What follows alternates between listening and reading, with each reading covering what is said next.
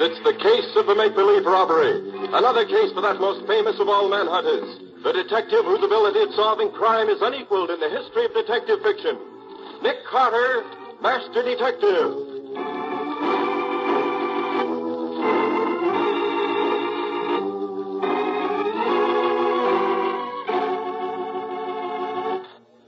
So I says to the director, well, how about putting me in this picture, too? Why should I pay you $10, says he. You ain't no cop. Oh, ain't I says to him. I'm Waldo McGlynn, that's who I am. I don't wear no uniform, but I'm the best doggone detective in this town. Well, when he hears that, he says, okay, give the other cops a hand holding back the crowd there. Well, why don't you Quiet, give me... quiet, everybody, quiet. Let me have your attention, please. We're ready to start shooting. Each one of you policemen knows the job you're to do. Okay, now here's the layout. The bandit car drives up. The two crooks get out of the car, walk into Reingold's jewelry store, and go straight through the store to the offices in the back. The camera will follow them as they go. We're not taking any sound now. That'll be done in later. Then, as the crooks come out of the store again, they'll get in the car and drive up the street. The sound truck and camera will follow them for some other shots later. Is that clear? You know what he means? Yeah, I know. All right, stand by. Everybody in the scene, act natural, please, and don't look at the camera. Here comes the bandit car. On your clothes now.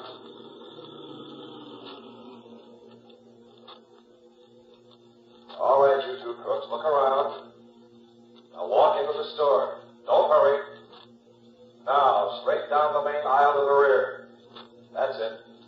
Now go into the office. You know what to do there. All right, now stand back. Don't shove. Take it easy, will you? Gee, McGlynn, this is exciting, being part of a real moving picture. Oh, I don't know. It's all right if you ain't never done it before. Have you ever been in a picture before? Have I been in a picture? That's what I said, have you? You know, this ain't a bad way to make $10, just standing around watching some other guys work. I bet you've never been in a picture. Hey, those were pistol shots. Come on. Hold it, you dope. Those were part of the moving picture, remember? Oh, yeah. I just wanted to find out what you'd do. Who are you, kid? Look, when I was out in Hollywood, I used to be the top... The two bandits are coming back now. All right, you two, now just take it easy. Nobody's going to stop you. That's it. Now get into your car and drive off down the street. We'll follow you for the other seats. Now get going. We'll be right behind you. You policemen hold back the crowd until we get well down the street, and then you can let them go. You'll get your checks at headquarters tonight. Thanks, and so long. Well, that's that. Yeah, I sure wish I could make $10. Hey, what is it, lady? The cashier's been murdered. They shot him down. In cold blood. Take it easy, lady. He ain't dead. This was He just ain't dead, I tell you. Shot through the head. He's really dead.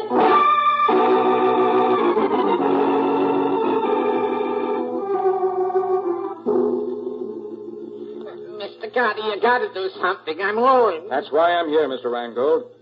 Mary, I'm amazed that at least one of your cops wasn't bright enough to have seen through this phony moving picture business. Oh, don't rub it in, Nick, please. Was headquarters ever approached at all? Never. The individual cops were the only ones they contacted. $1 million worth of beautiful stones they took right out of the main safe and killed my cashier. Well, don't you carry insurance on your jewels, Mr. Reingold? Sure, I carry insurance, but I lose all my stock stones. Well, did you know about this moving picture business in advance? Oh, sure I did. About 11 o'clock this morning, a guy who said he was Fred Harlan, a director for Colossal Pictures, come in and asked me, could they use my store for making a movie? Said they wanted a one-story building like mine, not too big, but important.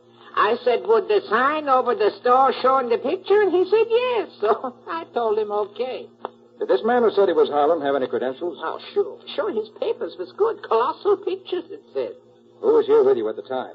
There was me, my nephew, Lester Green, and my cashier.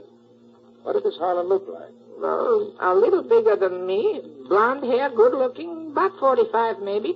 He was wearing sunglasses, the Hollywood kind. Mm-hmm. You keep the safe open or closed during the day? Always. It's closed. So much jewels it contains. When we want something, we unlock it. Take out what we want and then click, close it, and lock it again. Who had the combination? Me, my nephew Lester, and my cashier, nobody else. Keep the burglar alarm on or off during the day? Always, it's on. We have a button to turn it off when we want to get in. See right here. Look, the alarm is still on. Why didn't it go off when the safe was open? If the alarm wasn't turned off, we can be sure the cashier didn't open the safe with them. Let's see. Huh. Here's why the alarm didn't work. What you got, Nick? The alarm wire's been cut. Piece taken out of it to make sure it would stay cut. Hey, Nick, since the safe wasn't forced open and the cashier didn't open it, that means the crooks had the combination. Mr. Reingold, you say only the three of you knew the combination? Yeah, that's right. And one of you three helped in this robbery. And the cashier's dead, which lets him out, I should say. What, then you think me or Lester we should rob ourselves? It's been done before. Oh, come in, come in. I got here as quick as I could, Mr. Reingold. Who are you? Well, I'm Mickey Armbruster, the store detective. What were you doing while they pulled off this fast job? Well, I'm off on Monday, Sergeant. I work Sundays as watchman, and Lester takes over for me on Mondays. Mr. Reingold called me, so I came right down to see if there was anything I could do. I don't think so, thanks. By the way, where is Lester? Since the robbery, I ain't seen him to no good. Well, let me know when he comes back, will you? I'd like to talk to him. Oh, sure, right away, I'll tell you. Waldo, was the sound truck a colossal truck? Oh, no, Nick. I noticed it came from the Kramer Sound Equipment Company. Why? That's strange. You'd think that if Colossal was doing the job, they'd furnish their own truck. Colossal had nothing to do with it, Nick. We checked. That part was as phony as the rest of it. Maybe there ain't no Fred Harlan either, Nick. That's the odd thing about this, Waldo. There is a Fred Harlan. Huh? Well, there was, years ago. He used to be top director in the Colossal lot. Maybe this wasn't that Harlan, Nick. That thought occurred to me, too, Matty. Well, we've done all we can here. You said there were no fingerprints? My men couldn't find one anywhere. Oh, it was a slick job. Then let's go. See you later, Mr. Reingold. Yes, sure. Matty, I suggest you have some of your men check up on this Reingold and this nephew of his, Lester Green. Yeah? Also, check the Kramer Sound Equipment people and see if they can help us. Waldo and I are going to drop in on Scubby and see what he can dig up for us and Fred Harlan. Right, Nick. Be seeing you.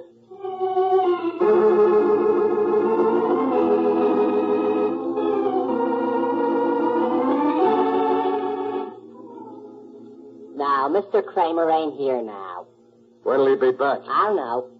Look, have you seen a fellow with blonde, wavy hair around here in the last couple of days? Blonde, wavy hair? Yeah. Wish my hair was wavy. I tried my sister's hair crown stuff, but it didn't do no good. Did you see that guy around? Maybe I should have wore a hairnet like she does. Look, dimwit, can you answer me a plain, simple question? Sure, well, go ahead. Ask me a question. Ask me a...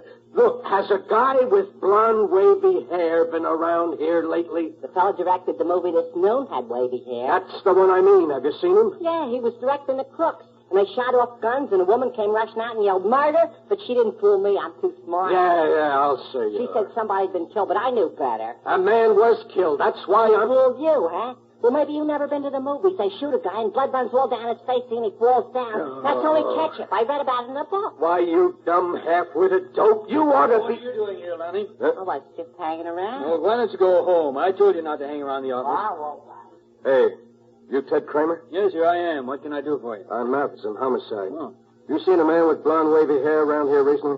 Well, you must mean Fred Harlan, the movie director. Yeah, that's the one. Yeah, sure. He was in here yesterday. Hired my sound truck. He tell you anything about himself? Well, he said he was an old-time director and showed me his credentials. Said Yeah. he was doing a job for Colossal, but they weren't finishing the truck because the job was too small. He had to finish the cameraman, too. Know who he was? Yeah, he's a friend of mine. I recommended him, and Harlan hired him. Darn good man, too. Does a lot of picture work. What does this Harlan look like? Oh, about 5'10", good-looking. Man of about 45, I'd say. Wore big Hollywood sunglasses. But it was raining yesterday. Yeah, I know. But you know these Hollywood nuts. All right. Did he tell you anything about the job he was going to do? Yeah, he did. He was all excited about it. Said he was just shooting a few scenes, but it would give him a chance to show that he was still a good director. Mm-hmm. He's trying to make a comeback, he said. Your truck's not back yet, huh? No. He said he'd probably keep it all day. Well, okay. Thanks. See you later.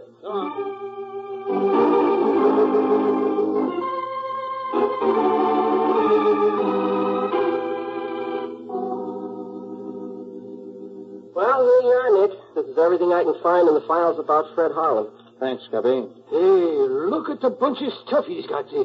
That Harlan must have been quite a guy. Well, he sure was. Here, Waldo, you take these clippings. Okay. Scubby, you take these. Yep. I'll go through these others. Okay.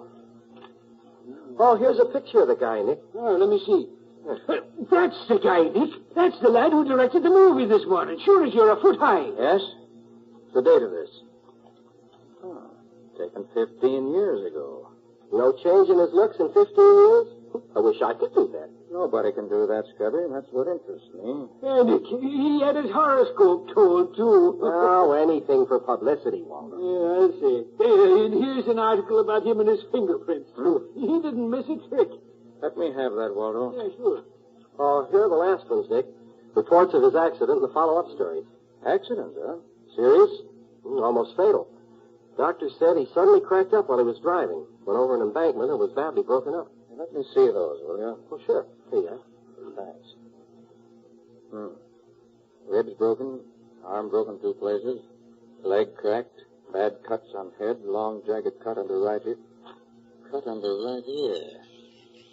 Yes, I seem to remember seeing a scar like that very recently. You mean Harlan still has it, Nick? I've never seen Harlan, Scotty. I've seen that scar somewhere today. Where, Nick? I'm not sure. Spent months in the California Medical Hospital under the care of Dr. Edward Wilson. That all, Scotty? Yeah, that's all. He dropped out of sight after that. All right, thanks. That helps a lot. Now I'll call the office and see what's happened there. Then we'll look up Harlan himself if we can find his address. And if there is such a person...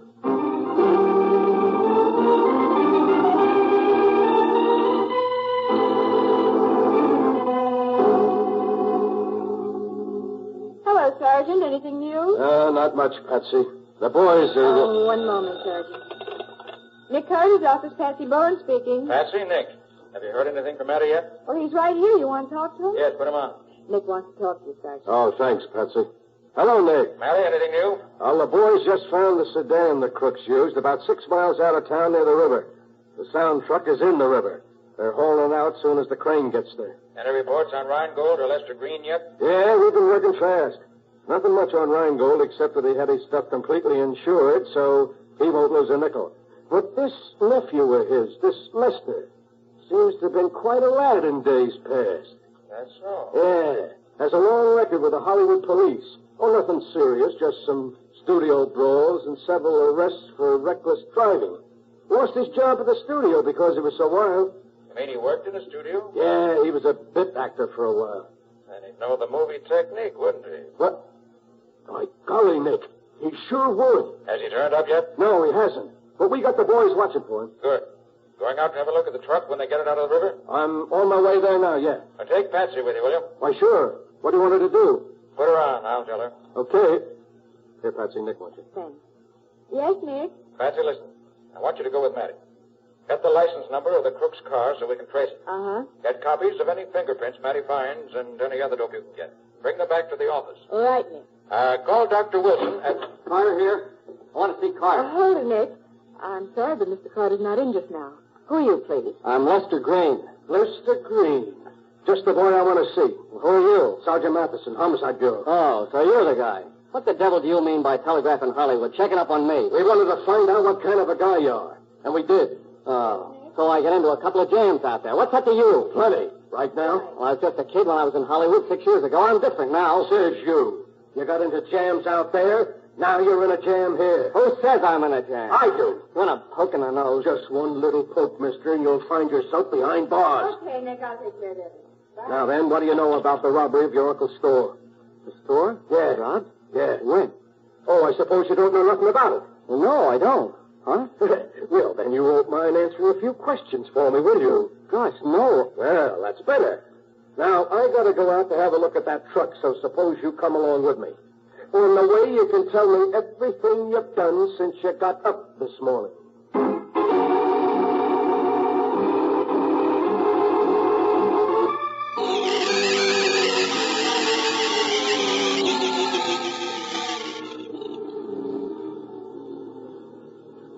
Nick, we must be way out in the sticks by now. Are you sure we're going right? That's what the cop said. Straight ahead to the next gas station and turn right. Yeah, maybe this address we're going to is a phony, Nick. Just because Harlan gave it to the man he rented the sedan from, don't prove he really lives there. It doesn't prove he doesn't either. Oh, look, there's a gas station overhead, Nick. One of them little one-pump places. Good. That must be it. I hope he's got something to eat there. I'm starved. How many you want, please? Fill it up. Should take about 5 gallons. Okay. By the way, do you happen to know if a man by the name of Fred Harlan lives around here? Harlan, sure thing. Lived about half a mile up this road. Seen him lots of times. Good-looking feller. Blonde, wavy hair, about my height, wears big sunglasses? Yeah, that's the feller. Does he always wear those sunglasses? Oh, sure, all the time. Oh, once he took them off to wipe them. I seen he had a bad cast in his left eye. Guess he don't want nobody to see his bum eye. Anybody live up there with him? Oh, never see anybody. Always alone when he come in here. You want anything else? Well, you better look at the oil. Okay. About his business? Oh, yeah, he was here a couple of days ago. Told me he was movie director. Said he was going to have chance to make a picture and jump back again. It's the same guy, all right, Nick. And it is Harlan. Maybe. Have you seen him in the last few hours? No. He went out of here this morning early. I ain't seen him since. Well, his dog is still there, though. I hear him barking a while back. The mean creature, that dog. Harlan told me once I better keep away from his place if I didn't want to get that up. I see. Well, how much will owe you? Well, 6 gallons gas is $1.20. Your oil's all right. Here you are. You got anything to eat here? Got some hot dogs and some candy bars. Hot dogs. Them's for me. Give me 2. You want mustard or coleslaw on them? Yeah, put them both on. I ain't fussy. And a pickle, too. Give me 2 hot dogs. No mustard or anything. Not even a roll. Just the plain Franks. 2? Without no rolls? No nothing? Just plain? That's right. It seems to me you've been crazy, but it's your business. I thought you never ate them things, Nick. I don't.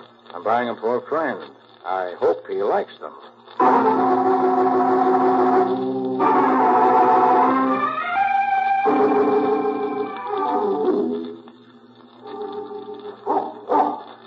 Hey, Nick, it's almost dark here under these trees. Yeah. It isn't a very attractive place Harlan lives in.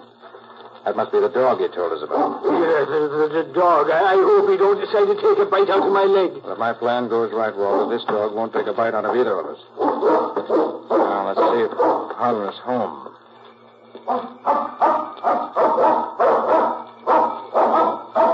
Seems to be no one here but the dog. Well, let's see if we can get this door open.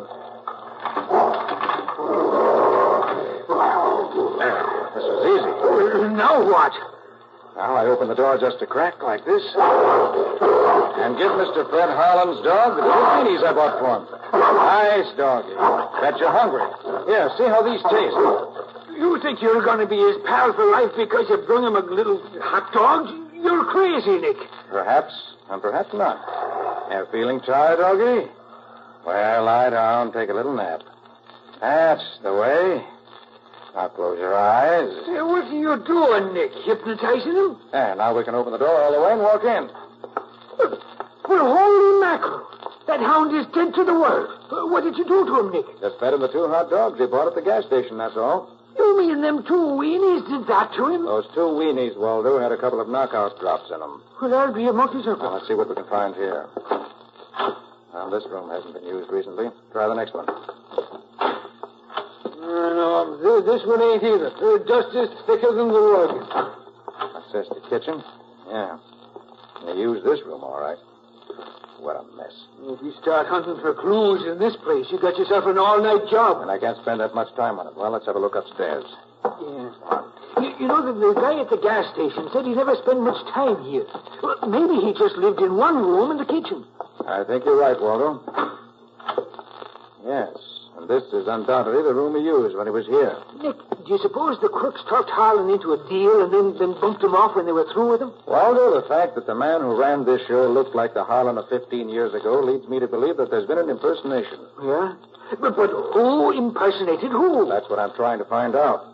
Now, first, let's pick out some good fingerprints. Should be plenty of them on this dressing table. Yeah, here. And here. Lift them off for the files. You mean they showed me the other night, huh? Yes, use the clear Scotch tape. Okay, Nick.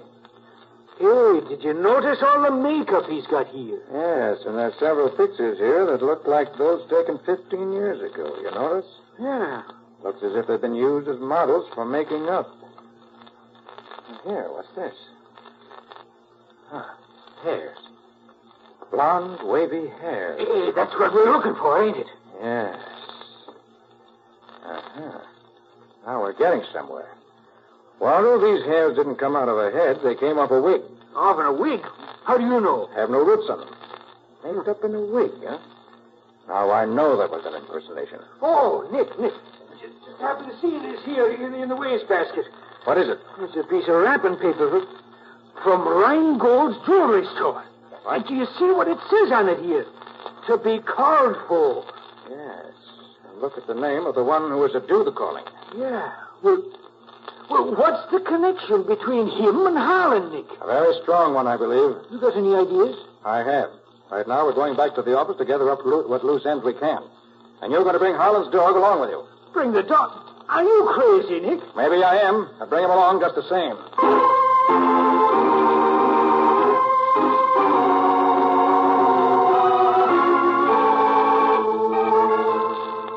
And when they hauled the truck up out of the river, they found this megaphone in it. And it has fingerprints on it. You mean the water didn't wash him off? Water doesn't hurt prints, Waldo. Patsy, did you get a picture of them? Uh-huh. Sergeant Matheson gave me one. Here. Now, where did I put that news picture? Ah, yes, here it is. Now, let's see. Ah.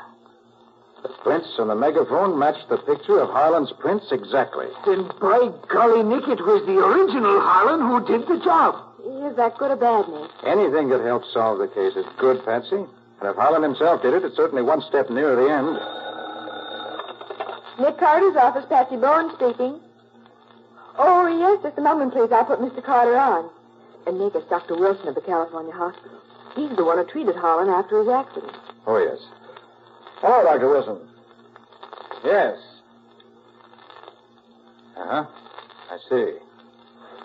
Wouldn't have recognized him, huh? Yes, of course. Well, Doctor, do you know where he went after he left the hospital? Oh, he did? I see. Well, thanks very much, Doctor, for taking the time to call me like this. I really appreciate it. Goodbye. Well, Nick? Just as we suspected. When Harlan left the hospital, it would have been difficult for even his old friends to have recognized him. He was badly cut about the head and had lost over 50 pounds. Dr. Wilson said he was in pretty bad shape. And he came back here to live. Nick, I'm getting all balled up here. If Harlan actually is Harlan, he couldn't look the way he did 15 years ago before the accident, but if he does look the way he did then, it can't really be Harlan, which it is. Oh, boy, you are tangled up, aren't you? Patsy, call Matty and tell him to meet us at Rheingold's store. Waldo, how's the dog? You're still sleeping, Glory be. He's a mean son of a gun, that one. Okay, put him under your arm and let's go. Put him under your arm and let's go. It's all I can do to lift the brute off the floor. No, don't gripe, Waldo. Just be glad it isn't a Great Dane. A great... Oh, nuts. Come on, you.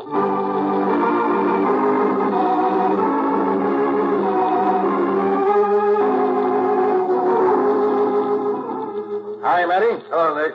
Ah, so you brought Lester, too, huh? Excellent. Yep, I thought we might as well all be here for the fireworks. So, Mr. Carter, you got news for us, yes? I have, Mr. Rheingold. I have news, the solution of the case, and the name of the murderer. You hear that, Mickey? That's the kind of a detective you should be. The way you should catch more people stealing in my store, maybe. Well, how'd you do it, Mr. Carter? I don't mind learning something when I can. I studied the facts and found out more facts. I discovered that this robbery today was the result of years, probably, of careful planning, of leading a double life, of the killer being himself half the time and somebody else the rest. I learned that a man was so badly broken down through a nervous collapse in an automobile wreck that his own friends wouldn't have known him. And he traded on that fact, got himself a job of trust and confidence. In fact, he became an employee of a jewelry store. He was a store detective. Well, what do you know about Carter, Waldo? Are you insinuating I'm insinuating nothing. I'm giving facts. You got yourself this job here, watched and schemed and planned, and when you were ready, pulled this phony movie setup and robbed the safe. That's hard to believe, Nick. Have you got proof? Waldo, let the dog in. Okay, Nick. I'm glad I am to do it. Hey, what's all this, Nick? Why the dog act? That dog belongs to Harlan. He also belongs to Mickey, as you can see by the way he greets him. For a while, I thought somebody impersonating Harlan had done this robbery, but I finally realized that the man who impersonated Harlan was Harlan himself, now known as Mickey Armbruster. Yeah, man, mixed up. You got more proof than a dog, Mr. Carter? I have. When Matty takes Mickey's fingerprints, he'll find that they match these prints of Harlan's I found in a newspaper. And they'll match the prints found on the megaphone the phony movie director used. And you'll find Mickey knew the combination of the safe also. It took time to get it, but he was in no hurry. When he was here in the store Sunday watching, he cut the burglar alarm wires as a safety precaution. And he wore the dark glasses while he was playing Harlan to conceal the cast in his eye, which, as Mickey, is so plainly evident. Well, Mickey, am I right? Yes, Carter, you're right. Thought my plan was foolproof. That by impersonating myself as I looked 15 years ago, I'd throw you all off the track. My jewels, Mickey, you bum, they're my jewels. Why, you'll never see them. My pals will take care of me when the time comes. Who'll work with you, Mickey? You don't really expect me to tell you that, do you? They're friends of mine. I'm going to need friends before this is over. You don't have to tell us who they are, Mickey. We'll find them without your help. As a movie director, you should know better than to take moving pictures of your pals and then not destroy the film. That's the best evidence in the world. The camera was on the sound truck when we drove it into the river. It was, but it just happens that the camera was watertight and the film is still good. It's being developed right now. And when we get a look at it, we'll be able to pick up your pals and recover all of Rheingold's jewelry. The movie you were making may have been a phony, but the film you took was real. And your conviction is going to be real, too. You can depend on that.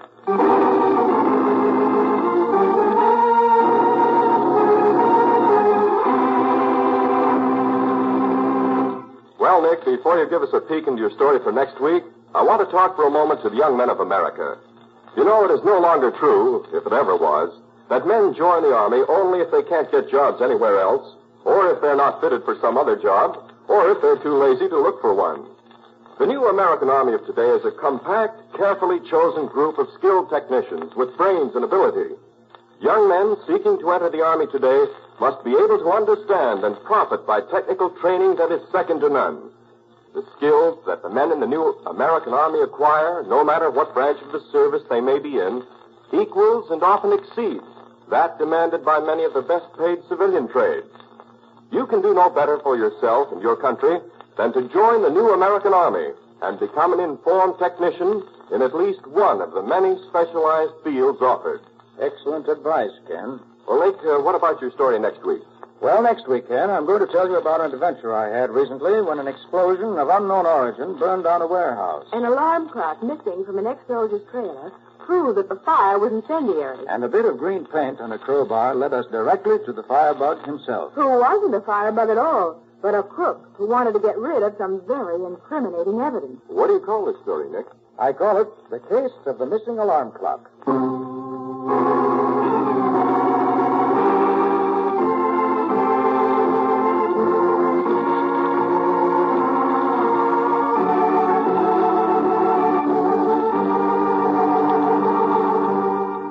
Carter, Master Detective, which is produced and directed by Jock McGregor, is copyrighted by Street and Smith Publications, Incorporated. Pictured stories of Nick Carter appear in every issue of the Shadow Comics. In the broadcasts of Nick Carter, Master Detective, Lon Clark is starred as Nick, Charlotte Manson is featured as Patsy, Matty is played by Ed Latimer, Waldo by Humphrey Davis, and Stubby by John Kane. Original music is played by George Wright. Script is by Jock McGregor and Peggy Mayer. Any resemblance in these programs to actual persons, living or dead, or to actual places is purely coincidental. Nick Carter, Master Detective, is presented over most of these mutual stations each week at the same time. This is Ken Powell saying so long until next week.